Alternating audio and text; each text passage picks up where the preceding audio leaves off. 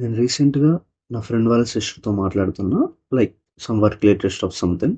తనతో మాట్లాడుతుంటే నాకేమర్థమైందంటే, కోడింగ్ ట్యుటోరియల్స్ చూడడం మానేశారు జనాలు.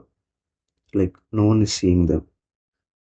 She works on Java but her main strength used to be on front end అనమాట. అడిగా, "ఎలా మేనేజ్ చేస్తున్నావు మరి?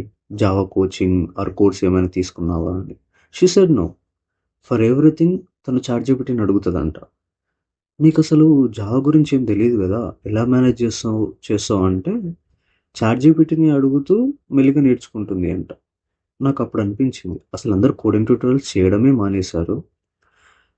Like AI killed coding YouTube channels. That doesn't mean coding అవసరం లేదు అని కాదు. But AI change the way of learning అని అర్థమైంది. లైక్ ఒకప్పుడు ఏదైనా రాకుండా ఎక్కడైనా స్ట్రక్ అయినా we used to watch tutorials. But ఇప్పుడు we just open ChatGPT, error paste చేస్తాం. వితిన్ సెకండ్స్‌లో we get the fix done. ఇంకా there are tools like Cursor, Copilot, code మొత్తం వాటితోనే రాయించేస్తున్నాం. కానీ అందరూ ఒకటి మర్చిపోతున్నారు. Like AI gives the answer but it doesn't make us understand. Okay. AI gives the answer not understanding. We are building stuff but we struggle a lot when things break.